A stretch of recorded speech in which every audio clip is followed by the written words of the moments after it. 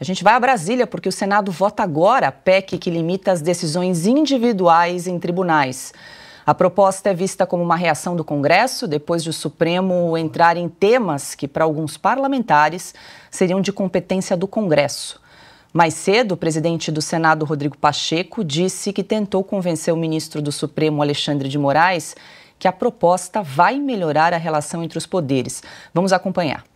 Eu conversei ontem com o ministro Alexandre de Moraes, inclusive a respeito desse tema. Reiterei ao ministro Alexandre, como fiz já em outras oportunidades com outros ministros do Supremo Tribunal Federal, que a intenção dessa proposta de emenda à Constituição é muito bom que se deixe isso muito claro, que a intenção é um aprimoramento, que é algo muito positivo para a justiça do nosso país. Então eu não estou dizendo que ele é a favor da PEC, absolutamente tem que ser indagado a ele. Mas certamente ele compreende que a nossa intenção, por mais que eventualmente ele discorde, mas que a nossa intenção é uma intenção de aprimorar o sistema judiciário e aprimorar e melhorar a relação entre os poderes. Bom, hoje o dia foi de articulação no Congresso. Líderes da oposição se movimentaram para garantir um número mínimo de votos para aprovar a PEC. Por outro lado, aliados do governo Lula se mobilizaram para que o texto seja rejeitado pelo plenário. Nessa estratégia, o Palácio do Planalto exonerou o ministro da Agricultura, Carlos Fávaro, para que ele votasse com o governo na proposta. Senador pelo PSD, Fávaro deve votar contra a PEC no lugar da sua suplente Margarete Busetti, que já havia sinalizado apoio ao texto. Bom, Silvio, os senadores já estão discutindo, devem votar a PEC em breve. A gente estava vendo imagens ao vivo do Senado e a ala governista tenta se articular, passou a tarde aí se articulando para rejeitar a proposta. Ontem a gente acompanhou, inclusive com a nossa repórter Ruth Moraes, que não havia voto suficiente para passar a PEC, né? Vamos ver o que vai acontecer hoje. Pois é, e ela acabou de me avisar aqui que tem chance de passar sim, Paula, até porque alguns ajustes estão sendo feitos agora. Uma costura que aconteceu há poucos minutos. O próprio Jacques Wagner, né, que lidera o governo, no Senado, né, o governo já se manifestou a favor da PEC. O que foi concedido é um remendo ali, um ajuste na questão dos pedidos de vistas dos ministros. Mas a espinha da PEC, que trata sobre decisões monocráticas, está mantida. Até porque esse é um ponto que já era debatido no próprio Supremo anteriormente. A ministra Rosa Weber fez isso andar ali no final da sua passagem no comando do STF, né, que é em tentar, de alguma forma, regulamentar e impedir, vamos falar o português claro, as decisões monocráticas dos ministros. Porque, por exemplo, vou dar um exemplo aqui, nós estamos falando de uma PEC, né, uma proposta de emenda à Constituição. Isso para passar no Congresso, e são várias as que passaram e outras tantas que permanecem anos nas comissões. É muito difícil. Você precisa de um quórum qualificadíssimo em 2 votações no plenário das 2 casas depois de passar pelas comissões. Uma comissão especial, que muitas vezes é ali que funciona a represa, e também pela Comissão de Constituição e Justiça, que é a mais importante, a porta de entrada para qualquer projeto no Congresso, no Legislativo. Então, quando uma proposta de emenda constitucional passa, ela seguramente já tem um acordo para estar nessa situação no plenário.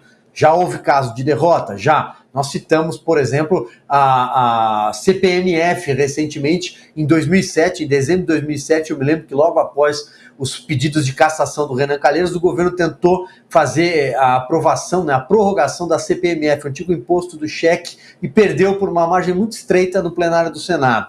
Mas eu acho que a tendência é que essa avance. Um outro ponto só para destacar em relação a essa votação é o governo destacando o seu ministro da Agricultura, enviando representantes para tentar barrar essa regulamentação que envolve o poder judiciário. Do que a gente está falando aqui? Vamos lá. Nós estamos falando do Congresso Nacional e do Senado, especificamente, que tem algum poder regulador constitucionalmente escrito, redigido, para frear determinados avanços do judiciário. Legislativo, judiciário. O que o executivo tem a ver com isso? Em tese, nada. Mas o governo, entende que precisa o tempo inteiro bajular o Supremo Tribunal Federal. Porque depois eles querem, inclusive, dizer que não governam em consórcio, né? A gente está acompanhando ali a imagem ao vivo, o senador Rogério Marinho falava no plenário do Senado, está aí, a votação está ocorrendo agora, a discussão, né, não a votação. Estão discutindo o tema e, como bem disse a Ana, né, Ana, o problema são essas costuras que estão sendo feitas, que a gente, às vezes, só fica sabendo depois que passa, exatamente. Mas como o Silvio mencionou, pelo menos a restrição às decisões monocráticas, aquelas tomadas por apenas um juiz, isso deve ser mantido aí nessa PEC, a gente espera que seja dessa forma, né, que não haja surpresa nesse sentido. Exatamente, acho que o Silvio já fez um resumo brilhante, mas hoje o brasileiro está com os dois pés, né, atrás em relação ao Senado. A própria reforma tributária passou de uma maneira que o cidadão brasileiro, ministro Barroso, o cidadão brasileiro não soube o que estava ali naquela reforma tributária. Teve deputado que votou dizendo, mas eu não deu tempo de ler tudo. Se parlamentares não tiveram o tempo necessário de ler tudo, como o debate com a população poderia ter acontecido? Então, esse é o grande medo.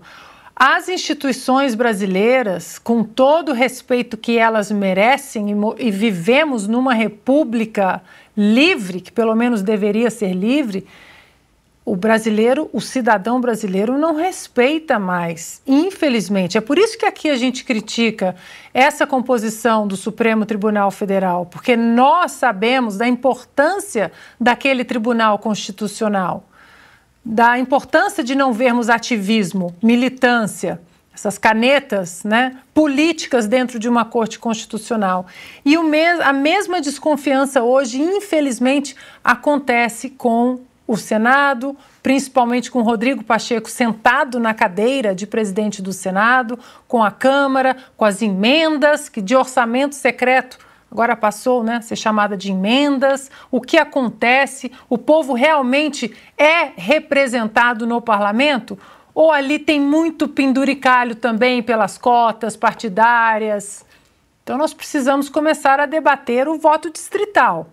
Aquele que o povo vota, elege, e aquele que tem votos diretos do povo vai para o Congresso. E não esses cabides todos aí partidários que depois o cara fala, eu não li a reforma tributária. Filtro, rapidamente a tua opinião, e só vale lembrar aqui, né, que o ministro Barroso, ele ficou preocupado com a aprovação dessa PEC, ele chegou a dizer, entre aspas, aí, né, que há mais coisas para mudar no Brasil antes de mudar o Supremo. Palavras de Luiz Roberto Barroso. E também no Supremo disse que vai derrubar qualquer coisa que for aprovada no Senado da República. É uma provocação antes da coisa acontecer. Mas vamos lá, o que precisa ficar muito claro, o governo está trabalhando contra mudanças no Supremo Tribunal Federal, contra medidas que tentam segurar esse ativismo no Supremo Tribunal Federal. O governo Lula, em que pese o fato de dizer, teoricamente, que liberou a bancada, não liberou a bancada.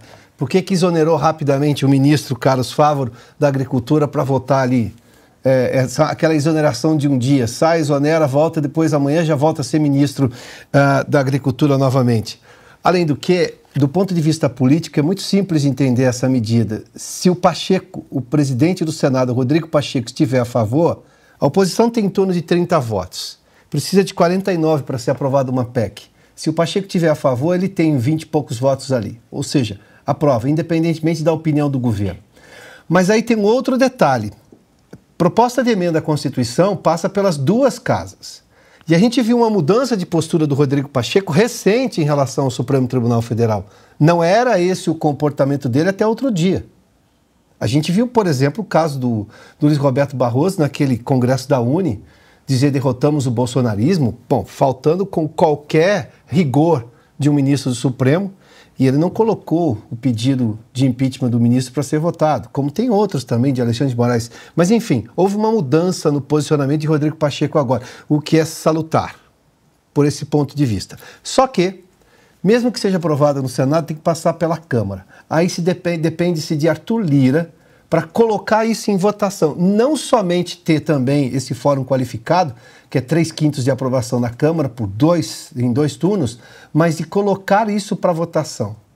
Lira recentemente chegou a dizer que não, esse assunto não era tão prioritário para a Câmara. Então a gente está vendo o esforço do Senado, sim, que é louvável em algum aspecto, embora demorado, e demorado só por uma posição do presidente da casa, porque senadores da oposição têm falado disso desde o ano passado, sejamos justos também, mas não avançava. O Rodrigo Pacheco também era o presidente do Senado no ano passado, não avançou no começo desse ano, avançaria se tivesse Rogério Marinho vencido a eleição para a presidência do Senado.